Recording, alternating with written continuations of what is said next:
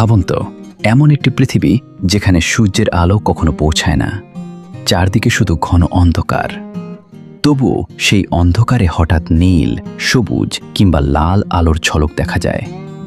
মনে হতে পারে যেন আকাশের তারাগুলো সমুদ্রের তলায় নেমে এসেছে। কিন্তু না, এসব আলো তৈরি করছে সমুদ্রের গভীরে বসবাসকারী রহস্যময় প্রাণীরা।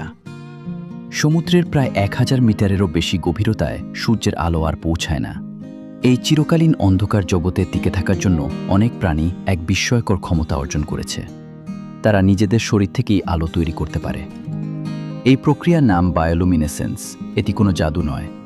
প্রাণীর শরীরে থাকা বিশেষ রাসায়নিক পদার্থ এবং এনজাইমের বিক্রিয়ার মাধ্যমে আলো উৎপন্ন হয়। আশ্চর্যের বিষয় হলো, এই আলোতে তাপ খুবই কম থাকে, তাই একে অনেক সময় ঠান্ডা আলো বলা হয়। কিন্তু প্রশ্ন হলো, এত অন্ধকারে আলো তৈরি করার প্রয়োজন কি? প্রথম কারণ, শিকার ধরা। কিছু মাছ শরীরের সামনে ছোট্ট একটি জলজলে অংশ নাড়াতে থাকে। ছোট মাছ সেটিকে খাবার ভেবে কাছে এলে মুহূর্তেই শিকার হয়ে যায়। দ্বিতীয় কারণ, শত্রুর হাত থেকে বাঁচা। কিছু স্কুইড বিপদের সময় উজ্জ্বল আলোর মেঘ ছড়িয়ে দেয়। এতে শিকারী প্রাণী বিভ্রান্ত হয়ে পড়ে এবং স্কুইড পালিয়ে যাওয়ার সুযোগ পায়। তৃতীয় কারণ, সঙ্গী খুঁজে পাওয়া। গভীর সমুদ্র এত বিশাল যে একই প্রজাতির দুটি প্রাণীর দেখা হওয়াই কঠিন। তাই তারা নির্দিষ্ট আলোর সংকেত ব্যবহার করে নিজেদের সঙ্গীকে খুঁজে নেয়। গভীর সমুদ্রের সবচেয়ে ভয়ঙ্কর শিকারীদের একটি হল অ্যাংলারফিশ।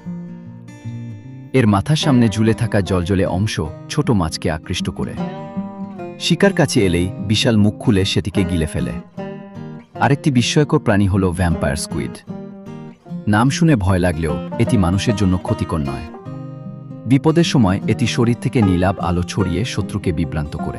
এছাড়া গভীর সমুদ্রে এমন অনেক জেলিফিশ, চিংড়ি এবং ক্ষুদ্র প্রাণী রয়েছে যারা নীল বা সবুজ আলোয় পুরো অন্ধকার পরিবেশকে এক রহস্যময় জগতে পরিণত করে।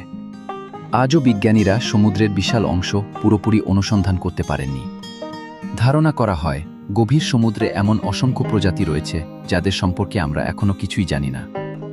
হয়তো আগামী দিনের কোনো অভিযানে আবিষ্কৃত হবে আরও নতুন এমন প্রাণী যারা নিজেদের আলো দিয়ে অন্ধকারকে আলোকিত করে। সমুদ্রের গভীরে লুকিয়ে থাকা এই জলজলে প্রাণীরা আমাদের মনে করিয়ে দেয়, পৃথিবীর সবচেয়ে বড় রহস্যগুলো হয়তো এখনও অন্ধকারের আড়ালেই রয়ে গেছে।